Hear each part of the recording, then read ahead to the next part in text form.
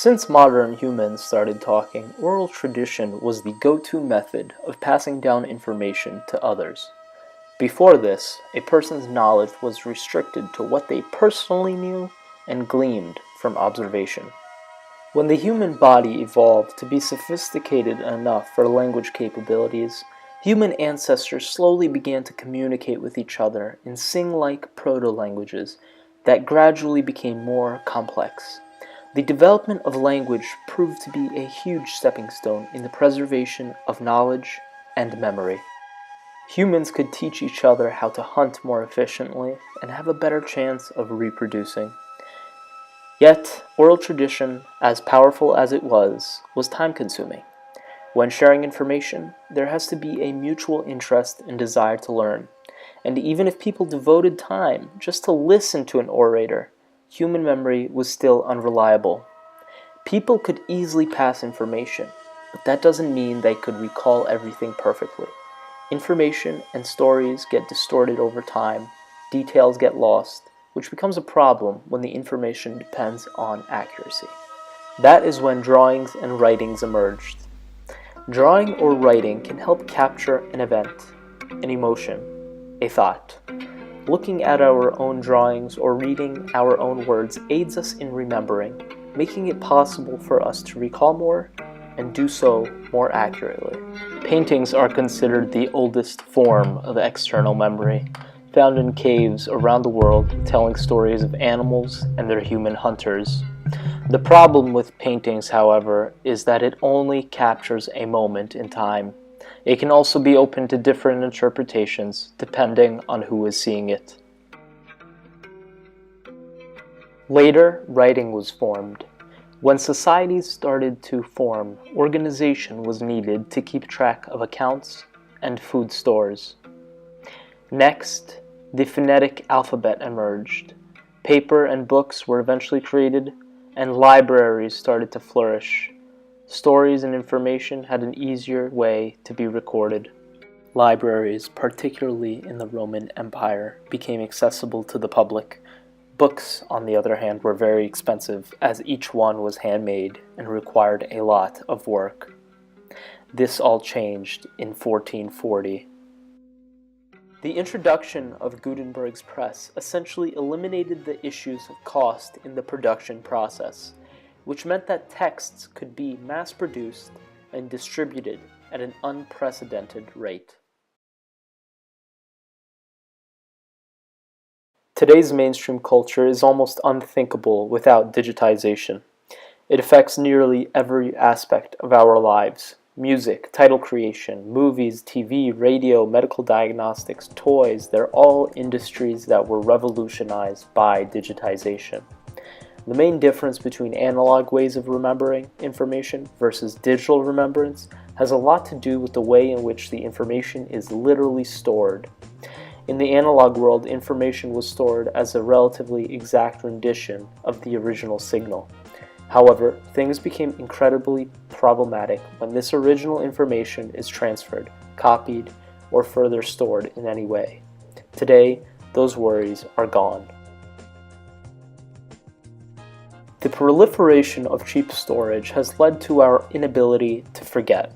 We have moved away from a time where writing down information was costly and reserved to the elites. Plummeting storage prices resulted in opening up of long-term digital storage to the masses. We also never have to worry about losing this information because its digital footprint is external. This, however, poses some social consequences. Almost all of our personal information is available to the public via the internet. In many cases, this is the result of our volunteering this information through social media sites or other platforms to share personal data.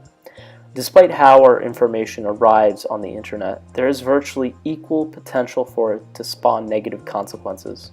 In his book, Delete, The Virtue of Forgetting in the Digital Age, Schoenberger introduces us to a young woman that had to deal with the social consequences of life in the digital age. Stacy Snyder wanted to be a teacher. By spring of 2006, she had completed her coursework and was looking forward to her teacher's certificate. Then, From one day to the next, her dream was over. She was summoned to the dean of her university and told that she would not receive her certificate. She would not be a teacher, although she had the credits, passed the exams, completed practical training, many with high honors. She would not be given her certificate, she was told, because her behavior was not becoming of a teacher. Her behavior? A photo showing her with a cap and a cup, captioned "Drunken Pirate." Since 2006, cases like that of Stacy's have become much more common. As time goes on, more content is available on the internet. Like the universe, the internet appears to be perpetually expanding, and simultaneously, our ability to comb through that information has become more sophisticated and has made finding a needle in a haystack almost effortless.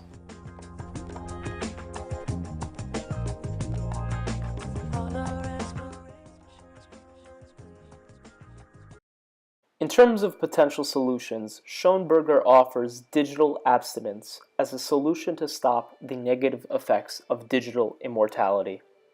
This, however, is impossible, unless, of course, you become a recluse. Each keystroke we make on a computer, each Google search we type, each location we check into, is all preserved for corporate use.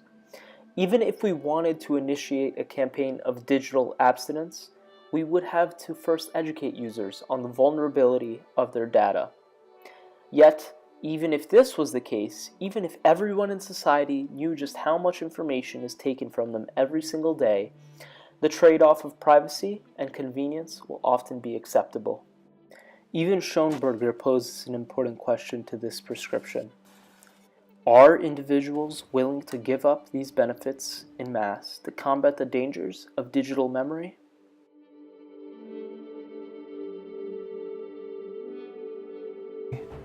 Seems like an invasion of privacy. Dude, if you think that's bad, go to Google Earth and type in your address. Among privacy advocates, there is also the proposition of implementing standard privacy laws to combat the collection of personal information and give consumers the right to choose whether or not to share information. This too has its issues. For one, the incentive for data collectors, the Facebooks, Googles, and Amazons of the world, to lobby against privacy laws is greater than those that are proponents for increased privacy and control over personal data. The bottom line is that consumers have little to lose because the convenience the digital age has offered. And those well-funded corporations, well, they have a lot to lose. After all, information is money. The idea of perfect contextualization posits that if we shared more information about ourselves, not less, we would solve the problem of forgetting. The premise is that being exposed to our digital past messes with our conception of the self because we aren't getting the contextual perspective on that information. The solution offered is we have comprehensive information about everything available to everyone and individual control that has been replaced by general transparency. In theory, this sounds great, but it ignores the desire for human beings to project their desired identities. It takes total anonymity away and changes our behavior indefinitely. Schoenberger's idea of having information have an expiration date seems convincing and applicable. He argues that there must always be a balance in what we remember and what we forget. Therefore, we have to have a means to prevent eternal remembering in the digital age. What's his solution? Well, by having an expiration date on data, we have the power once again to decide how our information is used, but moreover, how we can actually once again take control of our conception of the self.